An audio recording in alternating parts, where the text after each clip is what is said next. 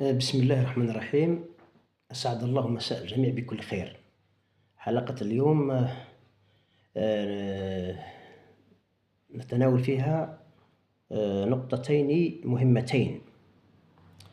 النقطة الأولى تتعلق بتناول بعض وسائل الإعلام خاصة منصات التواصل الاجتماعي خبر أعتقد إذا تأكد فهو غاية في الخطورة على البيت الأبيض الأمريكي، وكذلك نتساءل ما السر وراء هذا الموضوع الذي يتضمن أنه هناك عشرات الجثث لجنود أمريكيين أصيبوا نتيجة القصف الصاروخي الإيراني لبعض القواعد الأمريكية في دولة الإمارات. هناك بعض المنصات تحدثت عن حوالي 750 جثمان جندي أمريكي مؤجلة الدفن. طبعا السبب هو أن البيت الأبيض الأمريكي وعلى رأسهم الرئيس دونالد ترامب والفريق الحاكم في البيت الأبيض يخشون ردة فعل قوية من الرأي العام الأمريكي الذي يزداد قوة وعنفوان كل يوم. أعتقد أن طريقة إخفاء المعلومات ومغالطة الرأي العام ليست بالجديدة في الولايات المتحدة الأمريكية أو على مستوى دول الغرب التي تدعي بحرية الإعلام وتدعي بالديمقراطية ونشر حرية الإعلام.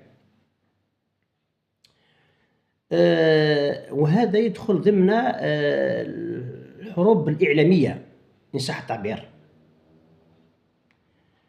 طبعا الحروب الإعلامية هي عمل إعلامي مخطط له يستخدم بقصد التأثير على إرادة وعواطف وسلوك ومواقف الطرف الآخر أو الطرف المستهدف. طبعا هذه استخدام وسائل الإعلام لم تكن مقتصرة على الجانب الطرف الخارجي، ولكنها تعدته إلى النطاق الداخلي. فبعد خسارة الولايات المتحدة الأمريكية في حرب فيتنام التي صدمت الشعب الأمريكي جاءت نظرية أكينو. هذه النظرية من خلالها اندفعت الإدارة الأمريكية أو الإدارة التي تعاقبت على البيت الأبيض على انتهاج سياسة التخلص من الأخبار السيئة، وأن أي حرب في المستقبل طبعا بعد حرب الفيتنام يجب أن تكون فيها وسائل الإعلام، اسمع جيدا، يجب حسب هذه النظرية يجب فيها أن تكون وسائل الإعلام تحت السيطرة الكاملة للحكومة الأمريكية، على أن يتم تقييد المعلومات إلى وقت كبير إلى حين تراجع منسوب الاهتمام بأخبار الحرب. وعلى هذا الأساس يمكن اعتبار خبر وجود حوالي 750 جثة لجنود أمريكان أصيبوا نتيجة قصف صواريخ أمريكية في الإمارات يدخل ضمن إخفاء الأخبار السيئة على الرأي العام الأمريكي. طبعا وإن تأكد هذا الخبر فسيكون له ما بعده، فأعتقد أن الشارع الأمريكي سيزداد اشتعالا وغليانا. الخبر الثاني أو الموضوع الثاني الذي لم تستطع الإدارة الأمريكية التستر عليه هو تمكن القوات أو السلاح الجوي الإيراني من إسقاط 3 طائرات أمريكية في أقل من 24 ساعة، وذلك يوم 3 أفريل 2026. وتشير بعض المعلومات أنه الطائرة الأولى التي سقط منها طيارين،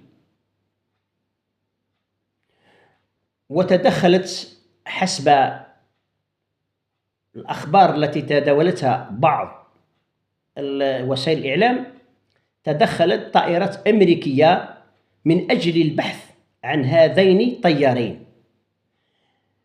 لكن بعض المعلومات تقول بأن الطرف الإيراني هو الذي استدرج الطائرات البحث عن هذه الطيارين، وتمكنت القوات أو السلاح الجوي الإيراني من إسقاط طائرة مروحية كانت تبحث عن هذين الطيارين، فيما أسقطت الأخرى فوق مضيق هرمز. وهنا تتبين حقيقة الأخبار السيئة والمؤلمة في نفس الوقت لحكام البيت الأبيض الأمريكي. أعتقد أن الوضع يزداد خطورة ليس على الإيرانيين، ولكن أعتقد حسب الكثير من الدارسين والمستشرفين للمستقبل حبل المشنقة يزداد التفافا حول رقبة الرئيس الأمريكي ومن معه. ولذلك فإن بعض المستشرفين